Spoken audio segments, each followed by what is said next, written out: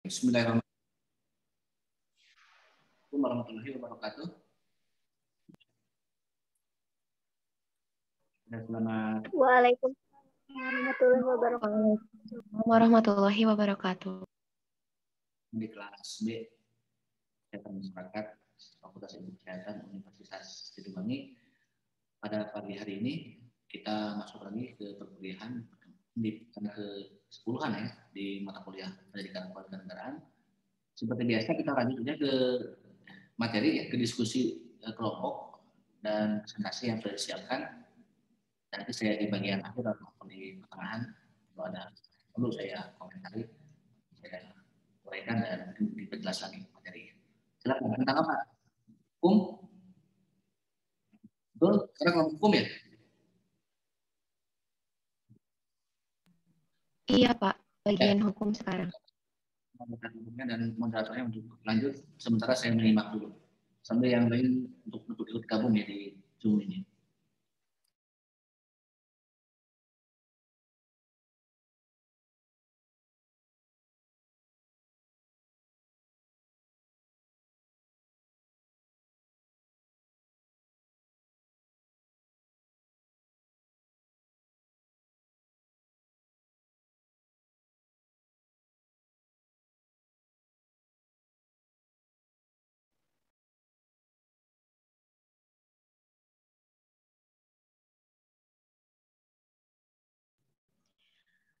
Sebelumnya apakah suara saya terdengar? Terdengar. Bismillahirrahmanirrahim. Assalamualaikum warahmatullahi wabarakatuh. Di sini saya sebagai moderator yang akan memimpin jalannya diskusi kali ini. Bagi teman-teman yang ingin bertanya, dipersilakan untuk mengetikkan izin bertanya di kolom komentar.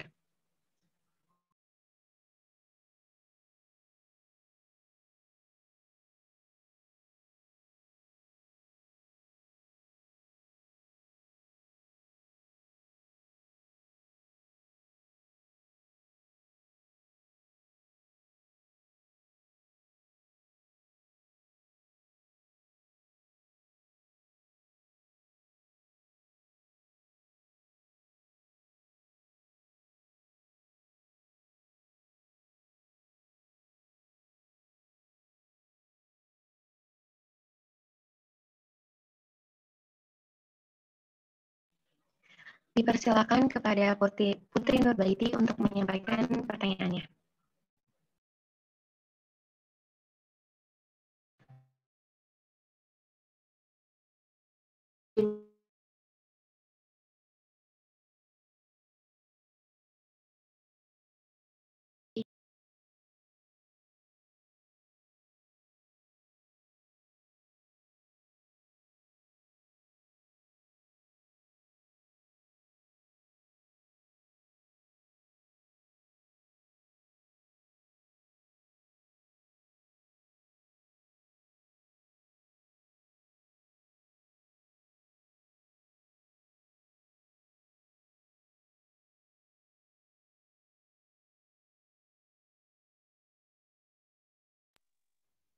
Apakah suara saya terdengar?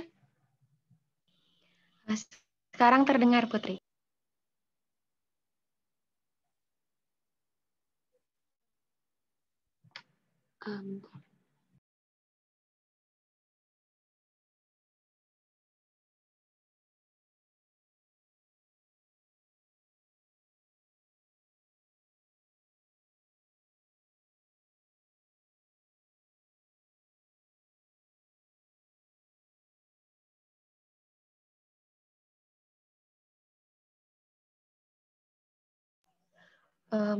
Mungkin Putri bisa pertanyaannya bisa di kolom chat saja, kalau misalnya masih putus-putus.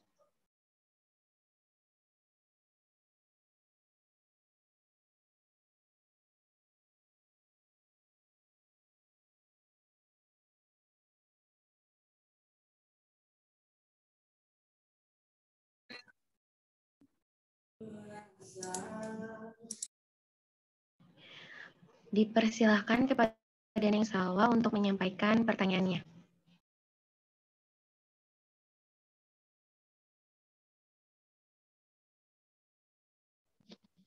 Baik, apakah suara saya terdengar? Terdengar. Untuk pertanyaannya, seberapa efektifkah menurut kelompok 6 mengenai hukum bagi para koruptor di Indonesia? Terima kasih.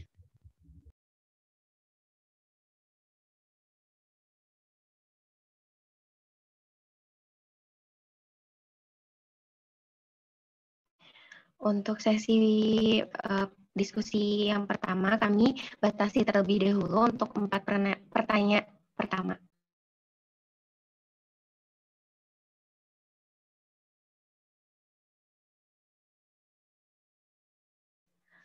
Dipersilakan kepada Putri Maulidiani untuk menyampaikan pertanyaannya. Baik, terima kasih. Izin bertanya, bagaimanakah hubungan antara kesadaran hukum dan tegaknya keadilan, khususnya di Indonesia? Terima kasih.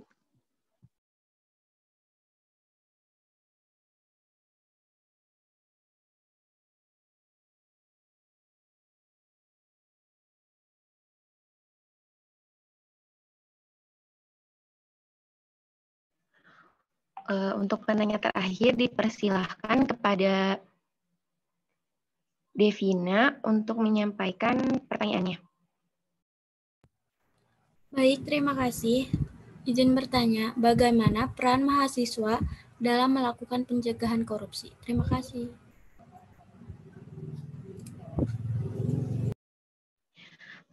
Izin untuk berdiskusi sebentar ya, teman-teman.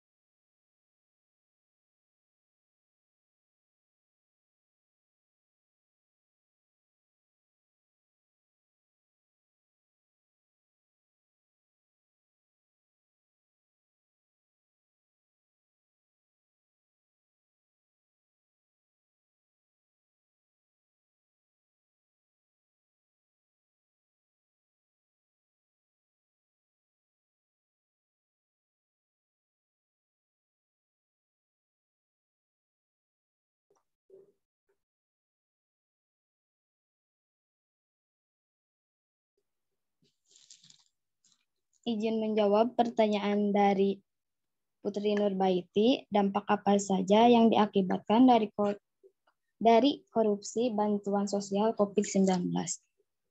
dampak yang akibat dari korupsi, bantuan sosial dari segi ekonomi, sosial, politik. Untuk dari segi ekonomi, yaitu pembagian sembako menjadi tidak rata, menurunnya pendapatan negara dari sektor dan pendapatan negara dari sektor pajak, meningkatnya ketimpangan pendapatan bantuan. Untuk dampak dari segi sosial, yaitu kesejahteraan rakyat tidak terpenuhi, meningkatnya angka kriminalitas, dan meningkatnya angka kemiskinan masyarakat di Indonesia. Dampak dari korupsi bansos COVID-19 pada bidang politik, yaitu munculnya kepemimpinan yang korupsi, hilangnya kepercayaan publik pada demokrasi, dan hancurnya kedaulatan rakyat. Untuk Putri, apakah jawabannya dapat dipahami? Sudah, terima kasih Gira.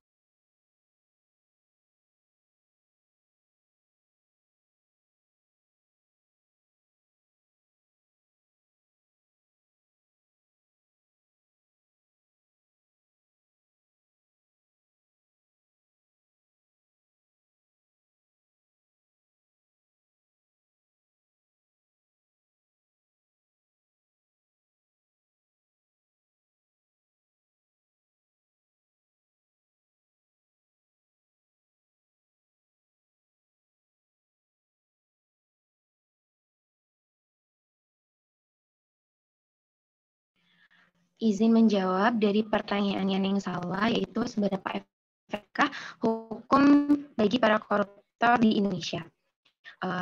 Di literatur yang saya baca, bahwa korupsi merupakan kejahatan yang pemberantasannya harus dilakukan secara luar biasa. Hal ini tercantum di dalam Undang-Undang Nomor 20 Tahun 2001. Meskipun sudah ada di dalam undang-undang peraturannya, tapi para koruptor di Indonesia belum memberikan efek jerah gitu bagi para pelakunya. Dan hal tersebut melalui pemantauan Indonesian Corruption Watch atau ICW yang tahun 2019, para koruptor di Indonesia tuh hanya dihukuman tuh rata-rata 2 tahun 7 bulan, dan itu termasuk kepada hukuman ringan seperti itu. Dan yang dilakukan ICW juga, pemantauan yang dilakukan ICW sepanjang tahun 2019, terdapat 842 terdakwa korupsi yang divonis ringan dan 173 koruptor divonis sedang, sedangkan 9 orang terdakwa hanya divonis dan 13 terdakwa hanya divonis lepas. Bisa dilihat ya teman-teman dari angka tersebut bahwa Indonesia tuh belum bisa memberikan efek jerah kepada para koruptor, karena bisa dilihat gitu para koruptor hanya dihukum secara ringan gitu kebanyakan, sedangkan yang dihukum berat tuh hanya 9 orang pada tahun 2019. Pada tahun 2019. Hal itu kan korupsi itu merupakan sangat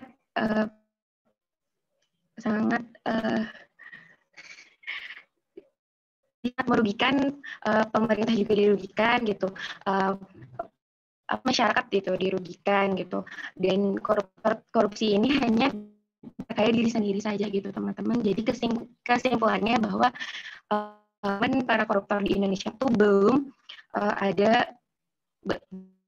efektif gitu, karena hukumannya juga hanya divonis hukuman ringan saja gitu kebanyakannya.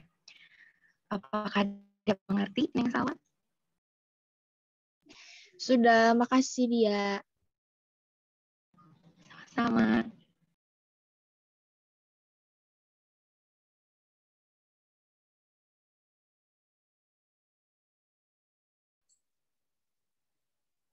Izin menjawab pertanyaan dari Putri Maulidiani. Bagaimana hubungan antara kesadaran hukum dan tegaknya keadilan? Jadi, kesadaran hukum merupakan kesadaran untuk menegakkan keadilan hukum. Jadi, dengan adanya kesadaran hukum, kita akan merasa diawasi oleh adanya hukum-hukum apabila akan berbuat kesalahan. Dengan begitu, hukum dapat ditegakkan. Dan tanpa adanya kesadaran, hukum tak bisa ditegakkan. Bagaimana, Putri? Apakah sudah cukup? Cukup, terima kasih Deva.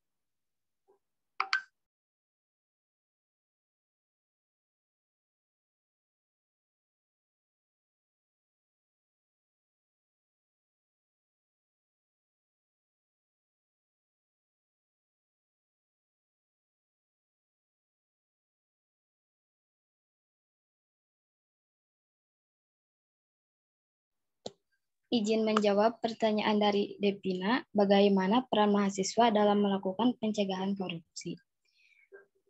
Di lingkungan kampus, mahasiswa diharapkan dapat mencegah agar dirinya tidak berperilaku koruptif dan tidak berperilaku korupsi. Mahasiswa juga harus mempunyai nilai-nilai anti korupsi dan memahami korupsi dan prinsip anti korupsi yang harus diimplementasikan dalam kehidupan sehari-hari. Bisa dalam bentuk kegiatan untuk menanamkan nilai-nilai anti korupsi kepada komunitas mahasiswa dan organisasi kemahasiswaan agar tumbuh budaya anti korupsi di mahasiswa dengan melakukan kampanye, sosialisasi, seminar, dan lain-lain yang dapat dilakukan untuk menumbuhkan budaya anti korupsi. Mahasiswa juga dapat berperan untuk melakukan pencegahan dengan terjun langsung ke masyarakat dengan mensosialisasikan segala hal yang merupakan pencegahan terjadinya korupsi dan menghilangkan budaya perilaku korupsi di dalam masyarakat. Mahasiswa juga dapat melakukan peran preventif terhadap korupsi dengan membantu masyarakat dalam mewujudkan ketentuan dan peraturan yang adil dan berpihak pada rakyat banyak, sekaligus mengkritisi peraturan yang tidak adil dan tidak berpihak pada masyarakat. Untuk Devina, apakah jawabannya dapat dipahami? Iya, dapat dipahami. Makasih.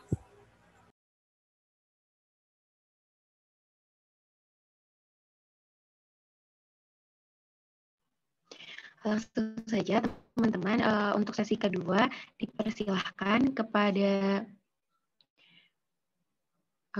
Elia untuk menyampaikan pertanyaannya. Baik, terima kasih. Izin bertanya, apa saja contoh kasus hukum tata negara? Terima kasih.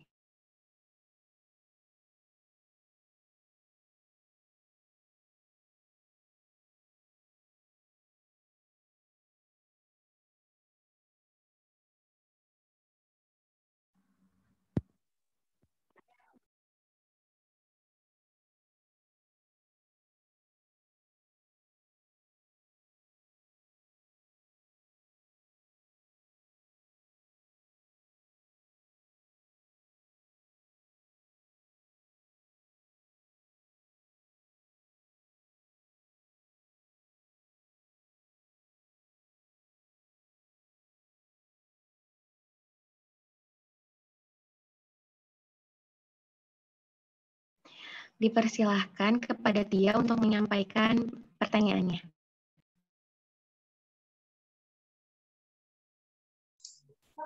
Baik, terima kasih. Izin bertanya, mengapa kasus korupsi di Indonesia terus meningkat?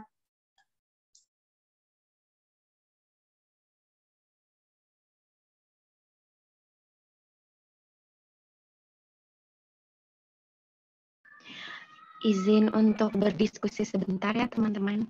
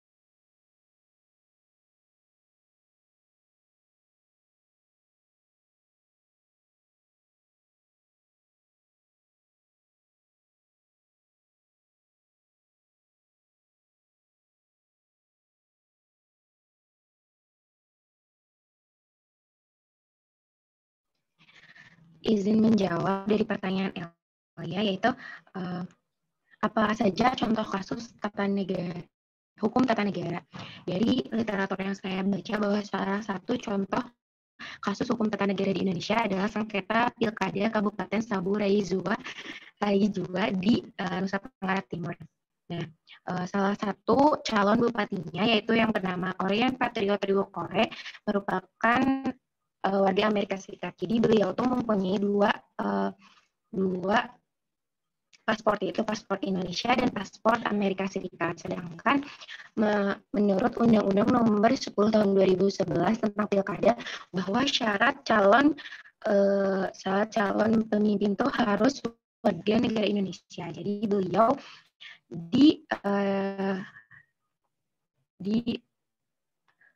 didiskualifikasi dari Pilkada Bupati Sabu Raijua ini. Meskipun demikian, jadi Pilkada Sabu Raijua ini diadakan lagi gitu, diadakan lagi. Jadi hanya ada 2 pasangan saja.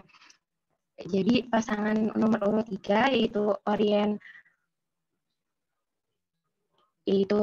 Orien Patriotri dan Tobias Uli didiskualifikasi dan hanya ada dua pasangan saja.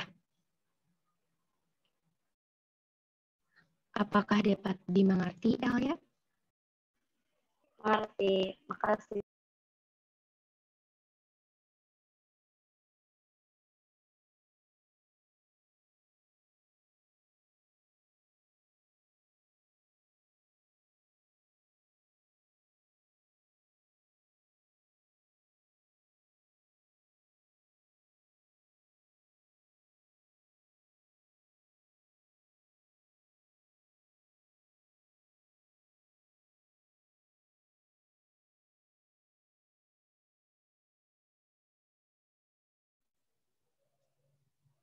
Izin menjawab pertanyaan dari Dewi Chandra. Berapa rincian biaya perkara pidana untuk mengajukan gugatan dan apakah ada tanda terima untuk itu? Jawabannya, untuk perkara pidana tidak dikenakan biaya kecuali terdakwa dinyatakan terbukti bersalah. Untuk perkara perdata, biasanya rincian biayanya dapat dilihat pada papan informasi yang terdapat di papan kasir yang terletak di dalam ruang panitera muda perdata. Dan sedangkan untuk perkara khusus, biasanya dapat dilihat pada brosur yang disediakan di lobi pengadilan negeri. Sekian dari saya. Bagaimana Dewi? Apakah sudah cukup? Ya, sudah. Terima kasih.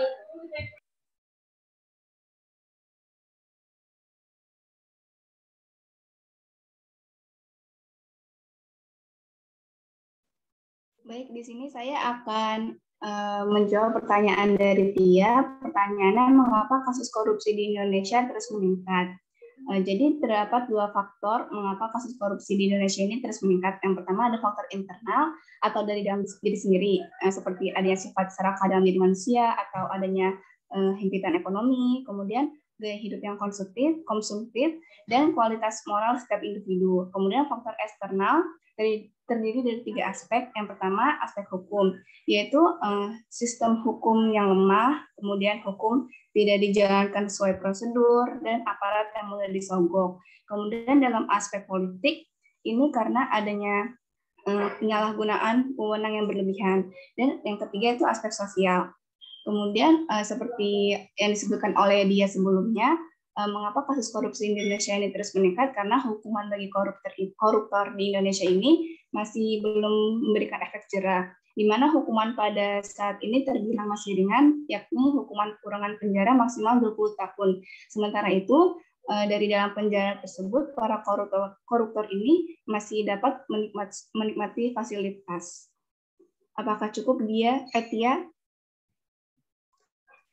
Cukup, terima kasih.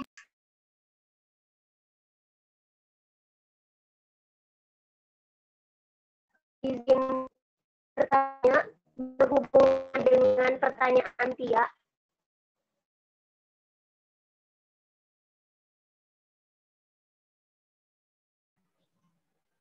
Ya, dipersilakan kepada Ustaz. Terima kasih. Izinnya berhubungan dengan tadi pertanyaan dari Tia, mengapa korupsi di Indonesia itu jawabannya adalah internal dan eksternal.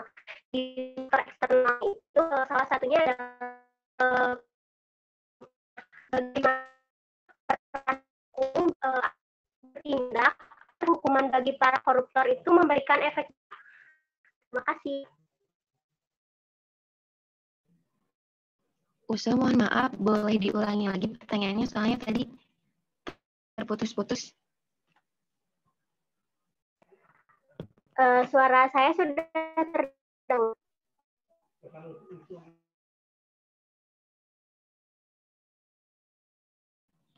Terdengar, cuman di akhir tadi ada putus-putus sedikit. Baik, tadi kan nyambung dengan pertanyaan yang Tia, bahwasannya korupsi di Indonesia itu terus meningkat, dan ini dikarenakan adanya faktor internal dan eksternal, yang mana tadi disebutkan bahwa faktor eksternalnya itu salah satunya adalah penegakan hukum. Nah, pertanyaan saya, bagaimana peran penegak hukum bertindak agar hukum bagi para koruptor itu memberikan efek jera? Terima kasih.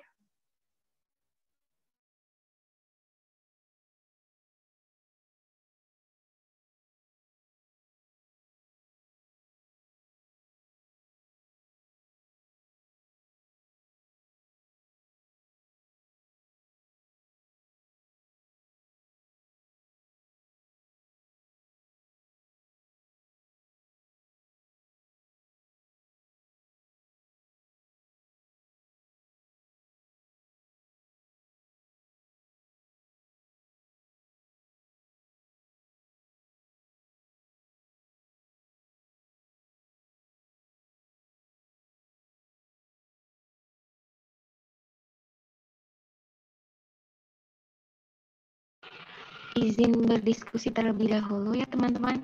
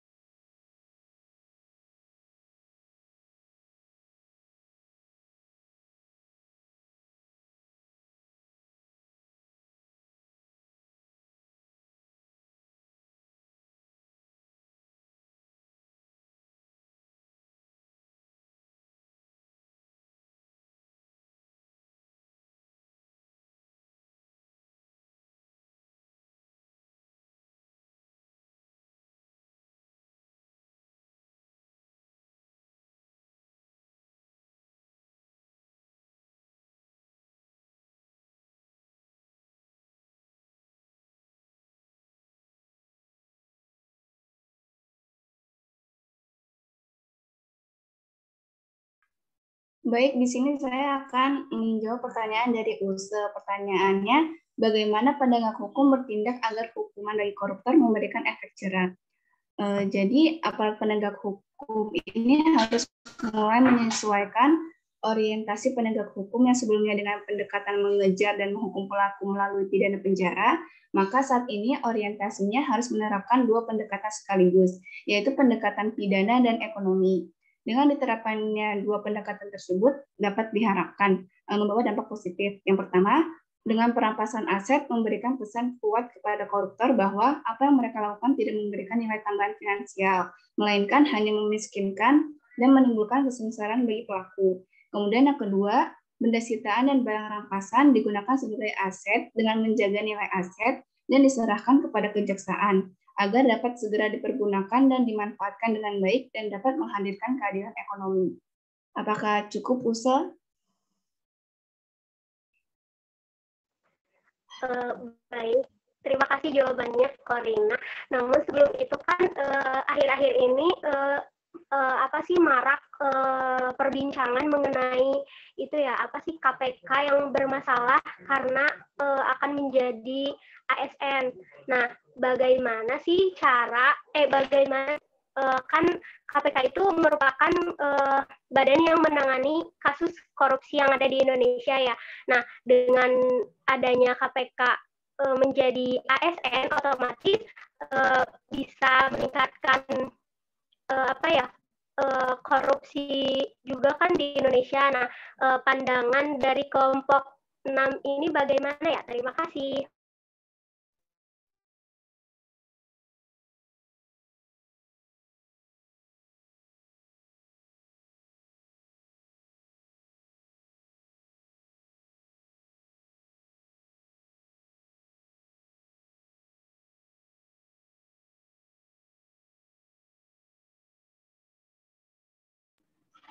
Izin menjawab dari pertanyaan Use. Jadi pandangan kelompok kami kan sekarang ya KPK sudah dijadikan ASN, jadi pegawainya itu sudah jadi PNS gitu. Dan hal ini tuh bisa saja menjadi faktor meningkatnya kasus korupsi di Indonesia.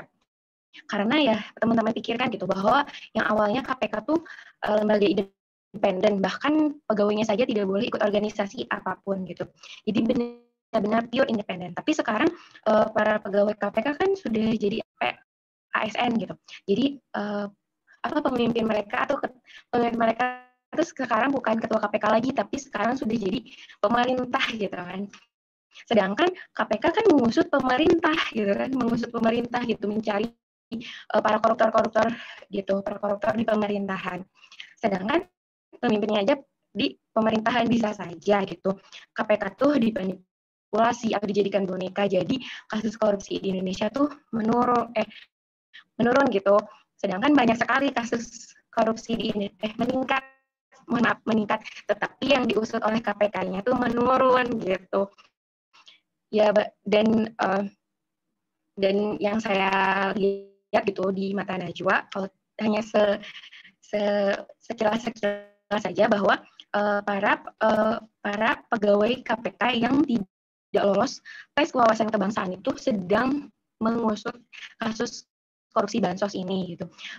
Kasus korupsi bansos ini sangat disayangkan ya teman-teman gitu, bahwa KPK itu dijadikan ASN gitu, bukan pure lagi lembaga independen gitu. Mungkin itu pendapat dari kelompok kami.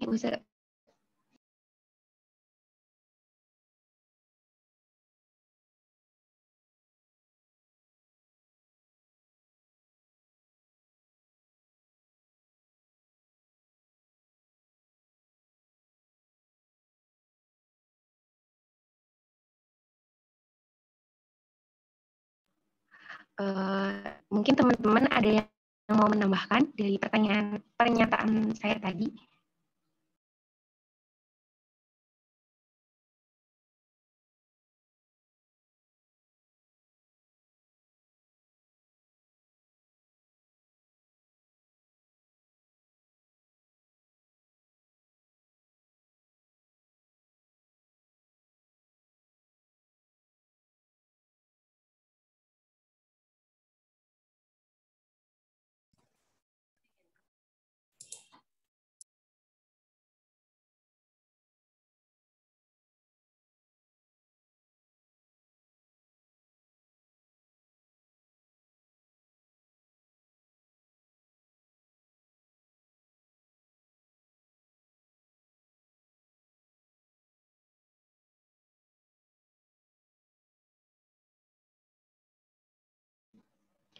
Mungkin sudah tidak ada yang bertanya lagi.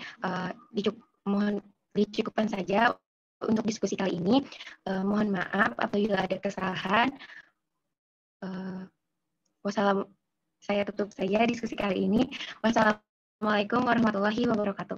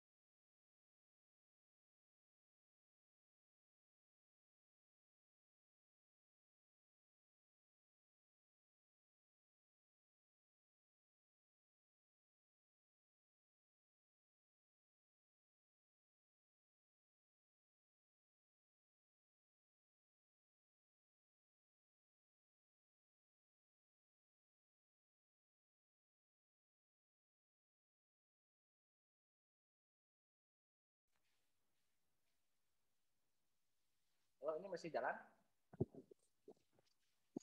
Ini masih berjalan? Sudah selesai, Pak. Jadi giliran saya? Iya, Pak. Oke, mengenai hukum ya, ini salah satu materi penting yang harus kita pahami bersama. Karena banyak sekali persoalan yang memang tidak bisa kita bahas di satu pertemuan sebenarnya. Oke, tentang hukum secara konsep ya di negara kita dalam UUD 45 sudah berulang kali saya juga sampaikan bahwa negara kita adalah negara hukum ya. Rule of law atau rechtsstaat dalam bahasa Belanda. Jadi apapun yang mengenai kehidupan kenegaraan maupun kemasyarakatan ya, kewarganegaraan, tentunya tidak lepas dari yang namanya aturan-aturan hukum baik yang formal, material ya, yang tertulis maupun tidak tertulis. Pada awal peradaban Yunani kuno, seorang tokoh juga yang tadi Anda kutip pengertian hukum dari Cicero ya. Beliau pernah mengatakan bahwa ubi societas ibi ius ya, yang berarti di mana ada masyarakat, di situ ada hukum. Apapun ya, jadi tanpa adanya hukum, sebuah kehidupan sosial dalam yang sederhana saja, misalnya dalam bentuk suku misalnya, ataupun masyarakat terkecil pun, itu pasti ada aturan terlebih ya, norma yang memang menjadi salah satu bagaimana untuk melaksanakan kehidupan sosial itu ya, tentang bagaimana taat kepada pemerintah, kepada kepala suku, mungkin kepada pimpinan, itu kan ada aturan ya, baik yang bersifat tertulis maupun tidak tertulis, atau hubungan dengan antar masyarakat itu sendiri.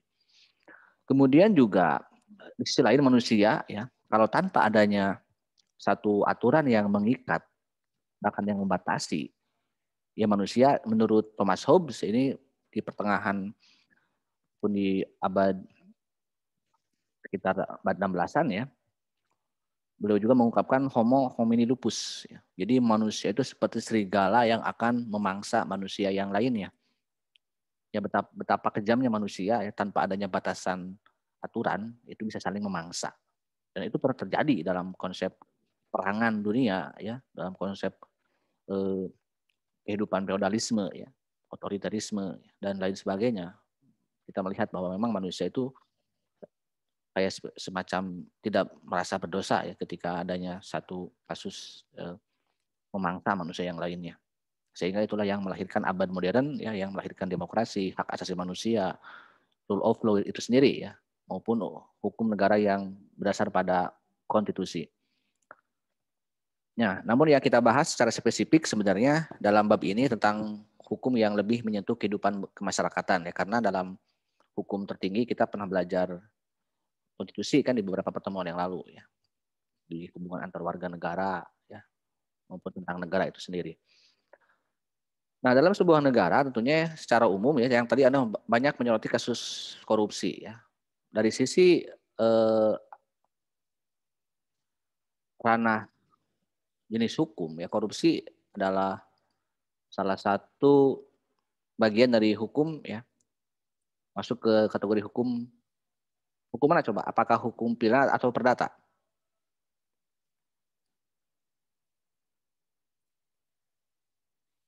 Kejahatan pidana atau kejahatan perdata? Korupsi itu. Pidana, Pak. Ya. Jadi salah satu tindakan pidana ya. Nah, saya akan memperdalam di sini ya sedikit materi hukum.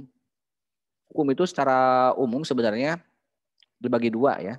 Yang lebih mudah kita pahami karena ini akan berkaitan dengan kehidupan kita sebagai warga negara. Yang pertama adalah hukum publik dan yang kedua adalah hukum privat. Hukum publik juga disebut dengan hukum pidana ya. Hukum privat itu disebut dengan hukum perdata. Nah, di mana coba kita bedakan? Apa sih perbedaannya? Ketika ada sebuah kasus, ini mah kategorinya hukum pidana, oh ini mah kategorinya hukum perdata. Dari mana coba kita bisa melihat bahwa hukum seperti itu? Dari apanya? Atau contohnya aja dulu ya. Contoh hukum yang masuk ke hukum pidana apa kasusnya? Peristiwanya yang disebut dengan hukum publik. Pencurian, Pak. Hukum pidana. Pencurian, pembunuhan, apalagi?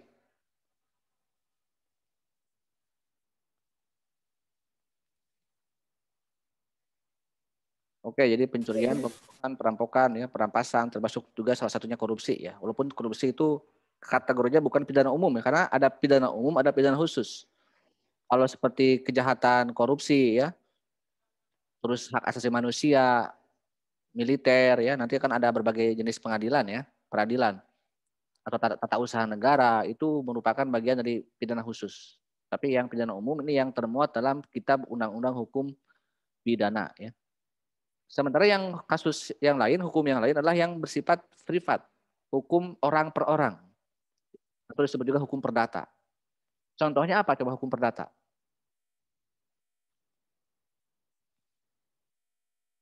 Yang hubungan pernikahan gitu, Ya, cerai. contoh kasusnya aja dulu. Contoh dari kasus hukum perdata itu apa?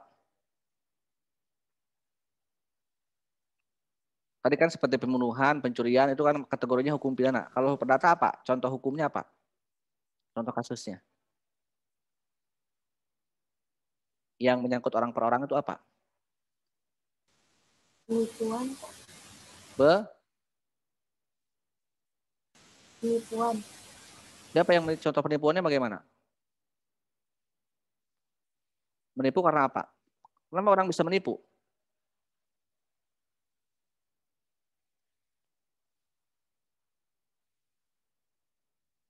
Dalam hal apa penipuannya?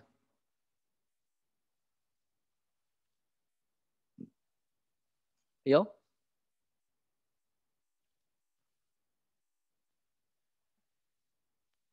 Jadi orang per orang itu yang mengikat, ya, yang misalnya ada perjanjian kerja, perjanjian bisnis. Anda dengan teman Anda melakukan sebuah perjanjian, ya, utang piutang misalnya. Itu juga bagi yang terkontrak. Jadi adanya hukum karena adanya perjanjian itu. Ya. Perkawinan itu hukum perdata. Ya. Karena tanpa adanya sebuah perjanjian, tiba-tiba tidak mungkin orang tiba-tiba menikah, ya. Hanya karena misalnya saya dan Anda di sini banyak sering bertemu di Zoom, lalu tiba-tiba ada penghulu mau menikahkan kita. Tidak, ya. Jadi terjadi peristiwa itu karena ada orang itu kenapa bisa menikah? Karena ada perjanjian, ada kesepakatan untuk menikah, untuk kawin, ya, dalam bahasa hukum untuk kawin, bukan menikah. Nah, jadi terjadinya kalau sudah ada perjanjian. Tapi kalau hukum publik tidak seperti itu, ya. Ada orang tetangga Anda dicuri misalnya rumahnya. Anda melihat orang mencuri, Anda melihat orang membunuh, Anda melihat orang korupsi. Anda melihat orang koruptor, Anda melihat orang merampok. Hanya melihat apakah kita langsung tidak terkena hukum ataupun terlibat dalam peristiwa hukum. Anda sedang jalan, ada yang kejadian tabrakan misalnya, tabrak lari. Padahal Anda kan tidak punya niat untuk melihat itu. Kira-kira dalam kasus itu, secara hukum Anda terlibat peristiwa hukum tidak? Hanya melihat.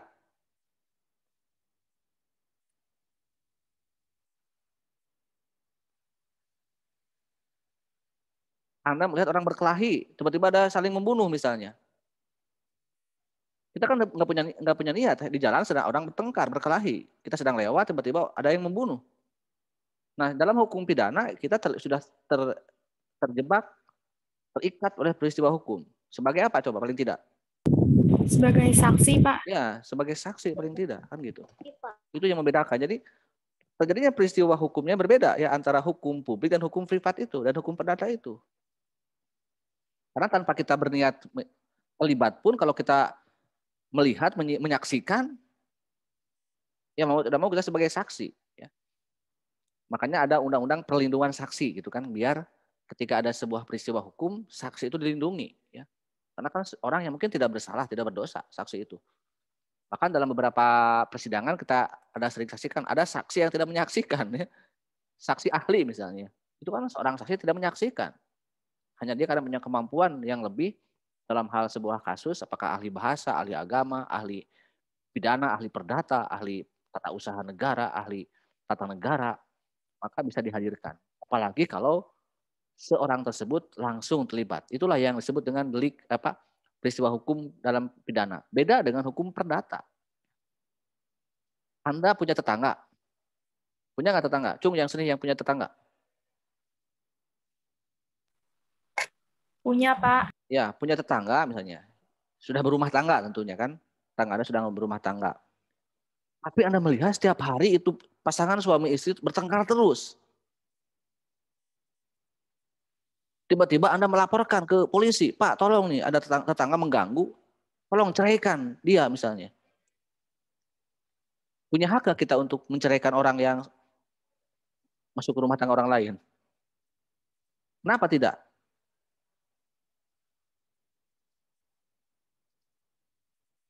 Kenapa tidak?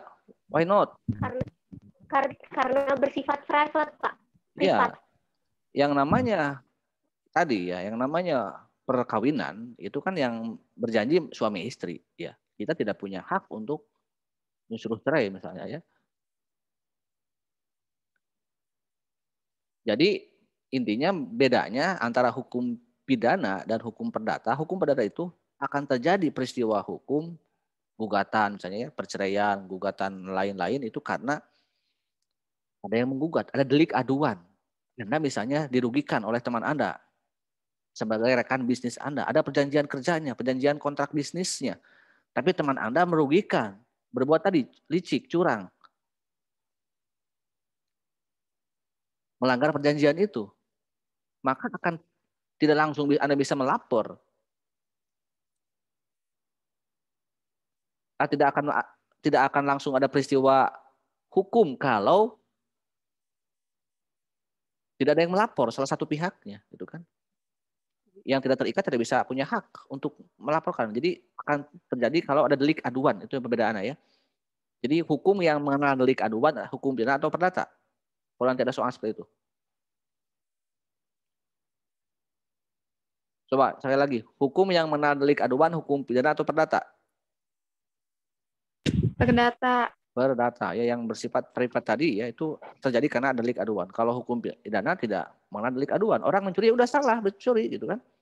Orang merampok ya karena itu sudah tidak mau ada bukti, ada saksi, ada keterangan yang ini tidak bisa mengelak lagi gitu kan.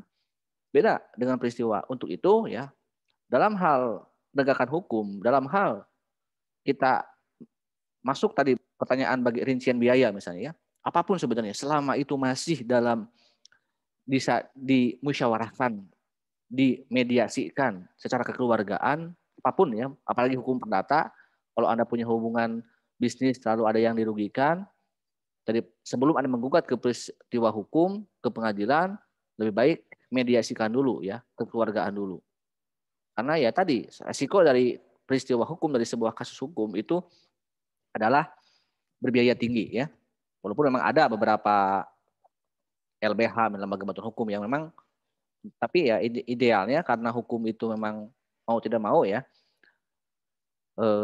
memerlukan sebuah proses yang panjang juga ya, sebisa mungkin untuk dihindari ya kita terlibat dalam sebuah peristiwa hukum apalagi sampai ke pengadilan. Tapi kalau memang solusi satu-satunya untuk menyelesaikan perkara, untuk mencari keadilan, untuk mendapatkan keadilan adalah yaitu dengan kita mengadukan ke negara hukum karena kita adalah negara hukum ya, gitu. Daripada main hakim sendiri misalnya, itu sebenarnya pesan moralnya seperti itu.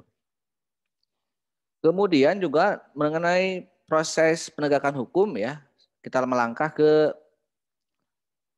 lembaga-lembaga peradilan ya. Ketika ada sebuah peristiwa, kemana kita melapor?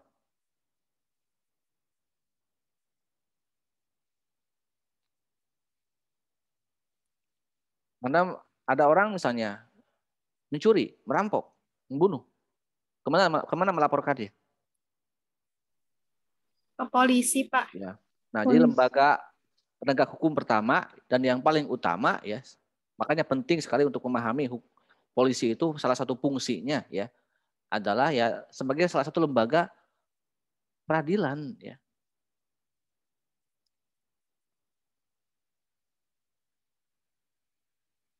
Yaitu sebagai salah satu penyidik dan atau penyelidik ya, itu fungsi kepolisian. Melapor pengaduan masyarakat ya, tentang adanya tindak pidana, mencuri keterangan barang bukti, menyuruh berhenti seorang yang dicurigai. Jadi banyak ya tugas-tugas kepolisian itu. Sehingga memang penting ya kita untuk melihat tindakan polisi itu karena sudah menjadi lembaga publik gitu kan. Kalau memang ada yang bermasalah dari sisi kepolisian, ya patut dicurigai ya, kita berhak untuk mengkritisi ya. Makanya ada Kompolnas ya dan sebagainya. Apalagi sekarang kan polisi itu di era rejim sekarang mendapatkan posisi yang lebih gitu kan, karena hampir semua urusan sekarang Polisi posnya penting ya. Bahkan KPK sendiri, nah kalau KPK sebenarnya fungsinya sama dengan polisi. Bedanya kalau polisi memang menyangkut semua unsur hukum pidana yang tak tercover oleh polisi, ya, karena saking banyaknya tugas-tugas polisi, maka dibuatlah lembaga untuk khusus tindak pidana korupsi, yaitu KPK. Ya. Untuk penegakan HAM ada Komnas HAM, yang lainnya juga Komnas yang lainnya. Itu ya kurang lebih tentang kepolisian. Sekarang kan ya tahulah mungkin Anda sendiri ya, bagaimana sekarang polisi diberikan peranan yang sangat lebih, bahkan ada yang semacam apa sih, yang berseloroh gitu kan, NKRI ya, Negara Kepolisian Republik Indonesia. Mungkin wibawa polisi sekarang sedang dinaikkan ya, bahkan melebihi pengaruh dari lembaga militer ya seperti TNI ya, porsi pengaruhnya. Mendagri juga sekarang itu juga dari kepolisian. Banyak sekarang pos-pos penting dari latar belakang kepolisian ya. Kemudian lembaga yang kedua setelah polisi selesai melakukan sebuah berkas-berkas setelah lengkap misalnya, lalu dimasukkanlah ke lembaga yang lainnya. Kemana coba? Menyerahkan berkas-berkas sebuah hukum dari kepolisian dikemanain? Lembaga kedua apa setelah kepolisian? Pengadilan, Pak. Nah, tidak langsung pengadilan ya, tapi ke Kejaksaan, Pak. dulu ya. Jadi nanti kalau sudah buktinya sudah lengkap, lalu diserahkanlah ke kejaksaan ya. Jaksa itu dalam persidangan nanti tetap berfungsi. Kalau polisi kan nanti tidak akan terlibat dalam persidangan ya. Kalau tanpa diminta. Kalau jaksa nanti sebagai penuntut. Jaksa itu kan yang menuntut ya. Biasanya yang di pinggir ya, kalau di pinggir kiri atau kanan ya. Anda lihatlah dalam persidangan itu di mana posisi jaksa. Jaksa itu untuk memeriksa berkas dari kepolisian untuk melihat mana nih, pasal mana, ayat mana yang cocok dari kasus yang ada, dari barang bukti dengan aturan hukum yang ada. Nanti si orang yang kan dari tersangka akan menjadi terdakwa, akan didakwa. Nah, terdakwa itu nanti cocoknya didakwa hukum pasal apa? Apa yang hukumannya yang sesuai dengan kejahatannya, yang dengan perbuatannya. Itu kurang lebih ya fungsi kejaksaan. Barulah nanti setelah kejaksaan dari tersangka terus terdakwa sampai proses persidangan ya, kan lama, dari mulai keterangan saksi, keterangan banyak lah nanti kalau dalam hukum ya, yang dalam persidangan masuklah ke pengadilan ya. Kejaksaan barulah lembaga yang ketiga yaitu pengadilan. Diadili di sana sudah ada hakim, termasuk juga jaksa, saksi, hadirin yang dipersilakan untuk bisa hadir dan sebagainya. Sampai nanti hakim memutuskan ya. Pengadilan pertama yang diikuti adalah pengadilan negeri ya. Di tingkat kota atau kabupaten. Di Tasik itu di dekat Unsil, ada di Jalan Siliwangi ya, Pengadilan Negeri Tasikmalaya, Kota Tasik. Ketika sebuah pengadilan memutus perkara misalnya, divonis bersalah dengan penjara 10 tahun misalnya. Lalu tidak puas, merasa ini tidak adil bagi si terdakwa itu, terpidana itu. Apakah masih bisa mengadukan upaya nggak? Upaya hukum lain? Kemana? Mengajukan banding, Pak. Kemana bandingnya? Kejaksaan tinggi. Tingkat ya. Jadi dari tingkat pengadilan negeri bisa mengajukan banding ke pengadilan tinggi di tingkat provinsi. Ya. Itu bisa dua hal ya. Bisa misalnya ketika terdakwanya merasa terlalu berat hukumannya sehingga ingin mencari keadilan dalam prinsip hukum yang lainnya, yaitu tingkat banding. Atau sebaliknya, si jaksa menuntut atau KPK menuntut si koruptor itu vonisnya 10 tahun, tapi hakim malah memutuskan 5 tahun atau 3 tahun. Bisa juga KPK mengajukan banding, tidak hanya terdakwa, tapi juga bisa jaksa maupun KPK kalau dalam kasus korupsi ya. Banyak sekali yang terjadi seperti itu. Akhirnya misalnya diputuskanlah ada upaya putusan dari pengadilan tingkat tinggi, tingkat provinsi, sebagai pengadilan tingkat banding. Apakah setelah vonis itu bisa selesai nggak? Masih bisa ada upaya hukum lain nggak setelah pengadilan negeri, pengadilan tinggi? Masih bisa?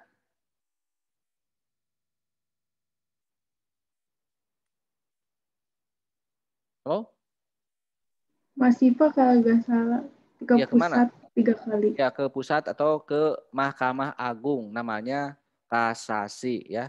Itu kalau sudah masuk ke Mahkamah Agung, karena kan di sana hakimnya juga hakim agung statusnya, maka itulah yang bersifat kasasi, yang bersifat final dan mengikat. Tidak ada upaya hukum lain ya untuk mencari keadilan setelah putusan Mahkamah Agung. Secara formal ya, tetapi sebenarnya secara politik ya ada upaya ya, dan itu dengan meminta atau melalui kesadaran misalnya ini hukum betul harus ditegakkan, tapi ini keadilannya memang harus karena misalnya orang miskin, orang tua renta, apalagi dia dalam prosesnya sangat kooperatif misalnya, atau salah keliru dalam vonis, tapi fakta datanya sudah lengkap, maka kita akan bisa ke upaya yaitu dari presiden, bisa grasi, bisa amnesti. Tapi itu jarang ya, berat lah. Harus benar-benar hukum yang memang benar-benar kebesaran jiwa dari presiden ya untuk melihat kejelian kasus yang menyangkut vonis dari hakim agung tersebut. Ini memang bisa tapi berat ya, harus benar-benar ada pertimbangan yang seadil-adilnya. Ya. Jangankan upaya grasi atau amnesti ya, hakim mau di tingkat negeri maupun tingkat tinggi Mahkamah Agung sebenarnya itu harus memerlukan kajian mendalam ya, harus memiliki hak moralitas yang baik ya. Bukan hanya hakim, semua lembaga penegak hukum dari mulai kepolisian, kejaksaan, termasuk ke hakim-hakimnya ini harus membentukkan orang-orang yang berintegritas, yang bermoral ya. Tapi kalau kita lihat tadi berdiskusi muncul ketimpangan dalam hukum, ketidakadilan ya dalam masyarakat. Memang kita juga tidak bisa menutup mata ya bahwa hukum di kita masih berat sebelah ya, termasuk yang tadi Anda singgung banyak sekali kasus korupsi ya. Memang hampir semua lembaga sekarang sudah banyak lah yang terlibat jerat kasus korupsi ya. Dari mulai tingkat kepolisiannya, tingkat KPK-nya, tingkat kejaksaan, pengadilannya, banyak sekali jaksa yang terlibat kasus-kasus besar ya, yang mungkin di luar nalar kita gitu kan. Padahal mereka dibayar oleh negara untuk berbuat adil, seadil-adilnya bagi masyarakat. Tapi karena tadi ya manusia itu serakah, korup ya, punya nafsu sehingga ya banyak sangat disayangkan banyak sekali orang-orang oknum-oknum yang terlibat suap menyuap ya maupun korup di lembaga-lembaga yang seharusnya itu bersih dari suap maupun dari korupsi ya. Jangankan Anda tadi bilang apakah sudah adil vonis bagi koruptor ya, hukuman bagi koruptor, jangan hukumannya, kasusnya pun saya kira tidak semua kasus korupsi terungkap dengan baik ya. Mungkin kita bangga banyak kasus yang terungkap ya, dari kepala daerah, dari pejabat-pejabat di daerah, pejabat-pejabat publik yang levelnya mungkin miliaran ya, puluhan miliar. Tapi banyak sekali ya PR dari buat KPK yang sekarang katanya semakin dilemahkan. Banyak sekali juga seperti kasus BLBI, ya, kasus Jiwasraya yang levelnya sudah triliunan ya, merugikan keuangan negara. Harun Masiku misalnya banyak sekali ya. Tadi kasus bansos dan sebagainya ya. Saya kira yang dirugikan bukan hanya semua hal ya, kalau ada kasus korupsi yang menyangkut untuk bansos tadi COVID misalnya. Saya kira banyak yang dirugikan, bukan hanya masyarakat, bahkan juga ada beberapa pemenang tender yang batal ya akibat memilih tender yang mungkin lebih bisa menguntungkan bagi para pejabat yang memiliki kewenangan. Kan sudah tahu ya kan, menterinya pun telah terjerat walaupun belum divonis ya, Menteri Sosial yang terlibat kasus COVID itu. Jadi itu saya kira banyak PR ya. Jadi kalau bicara korupsi adalah kasus pidana ya. Nanti juga HAM adalah kasus pidana khusus ya, bukan pidana umum. Hukum tata negara tadi ya, kalau tata negara sebenarnya banyak ya kasusnya bisa menyangkut masalah tentang pemajulan presiden kan, tentang ya tadi kalau kesalahannya dari penegak hukum ya, dari kebijakan negara. Makanya juga ada selain pengadilan militer, pengadilan korupsi, ada juga pengadilan tata usaha negara. Itu kasusnya yang menyangkut tadi kebijakan negara ya, yang kasus yang diurusnya. Oke, untuk mengakhiri kuliah ini mungkin saya ada sedikit cerita ya mengenai peristiwa hukum di Indonesia. Mungkin ini juga kita bisa mengambil hikmahnya ya dari cerita yang akan saya lontarkan, dan mungkin campur dengan bahasa Sunda. Mudah-mudahan Anda bisa bahasa Sunda ya. Di dalam suatu hari itu ada seorang pencuri ya di rumah, yang rumahnya itu sudah rapuh ya, jendelanya, kayu kusennya sudah tidak ini ya, sehingga si pencuri itu tewas, jatuh dan tewas. Naik ke jendela rumah, kusennya tidak ageh, tidak kokoh, gubrak dan meninggal. Nah, keluarga pencuri itu tidak menerima, ya. Keluarga saya ada yang meninggal. Ya. Akhirnya menggugat ke pengadilan, sampai ke pengadilan dan meminta keadilan. Ya. Jadi bayangkan seorang pencuri saja bisa merasa dirugikan. Ya. Setelah proses persidangan, si pemilik rumah ya merasa bahwa rumah saya itu sudah dibetulin katanya oleh tukang kayu, tukang kusen. Tapi mungkin itu benar anu ngagawean kusen, anu ngagawean rumahnya itu. Sehingga hakim akhirnya memutuskan, oke lah kalau begitu kamu panggil aja tukang kusen itu. Dipanggil lah oleh pengadilan supaya menghadirkan tukang kusen. Sehingga si pemilik rumah terbebas dari hukum ya, karena bukan kesalahan si pemilik rumah akibat meninggalnya pencuri itu. Tukang kusen juga berdalih, ada semacam pembelaan ya, karena kan harus ada pembelaan kan, tidak hanya langsung menerima aja. Kata tukang kusen, oke, saya membetuli rumah itu karena tapi katanya pada saat dia sedang membetuli rumah itu ada seorang perempuan lewat memakai baju merah sehingga silau matanya, tidak konsen dalam memperbaiki rumah tersebut. Kata pengadilan, oke, kata hakim, kalau begitu kamu juga terbebas. Silakan sekarang hadirkan si perempuan itu yang lewat pada saat kamu membetulkan rumah. Dipanggillah si perempuan itu ke persidangan. Hai perempuan yang benar kamu pernah pakai baju warna merah di satu hari? Betul, kata si perempuan itu. Saya memang memakai baju warna merah, tapi kata si perempuan itu juga ada pembelaan. Saya tidak berniat untuk memakai baju warna merah. Saya ini memesan kepada tukang pewarna baju, tukang celap namanya dulu ya, supaya baju saya diwarnai warna hijau. Tapi si tukang celap malah mewarnai dengan warna merah. Akhirnya lepas juga si perempuan itu dari jeratan hukum. Panggillah tukang celap itu. Hai tukang celap, benar kamu pernah salah menyelap baju perempuan ini? Betul. Saya memang, walaupun setelah pembelaan habis-habisan, akhirnya hakim tidak bisa lagi mencari yang memperkuat ya ketidaksalahan si tukang celap, akhirnya memutuskan untuk menghukum mati si tukang celap. Dibawalah ke tempat eksekusi mati si tukang celap itu. Tapi ada kesalahan teknis.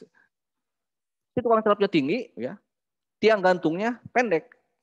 Setelah berulang kali dihukum, digantung, paeh-paeh si tukang celap itu, tidak mati-mati. Bingung akhirnya kan, ini gimana nih terdakwa, terpidana tidak mati-mati. Akhirnya hakim memutuskan, oke kalau begitu cari si tukang celap yang pendek. Dipanggillah tukang celap yang pendek. Hei kamu tukang celap, kamu dihukum mati. Apa kesalahan saya, kata tukang celap yang pendek itu? Pendek. Jadi bisa aja seperti itu ya. Mungkin kalau Anda lihat sekarang ya banyak sekali ya untuk melihat sebuah kesalahan, untuk mencari kambing hitam mungkin ya. Saya kira dari apa yang Anda diskusikan ya, kita bisa mengambil hikmah, ternyata memang banyak sekali ya beberapa kasus ya yang mungkin orang yang bersalah bisa jadi benar, yang benar bisa jadi salah. Jadi untuk ya semacam puraga tamaka denda kalau bahasa Sunda itu. Yang penting ada dulu orang yang disalahkan gitu kan. Supaya ya ada semacam menutup. Bagaimana adil nggak tidak? Cina, kata si hadir. Oke lah kalau begitu adil. Ya itu. Oke, kita jumpa lagi di pertemuan yang akan datang ya. Di materi kita masih lanjut ke masalah penegakan hukum yang lainnya, yaitu tentang hak asasi manusia. Sekian dari saya. Assalamualaikum warahmatullahi wabarakatuh. Waalaikumsalam.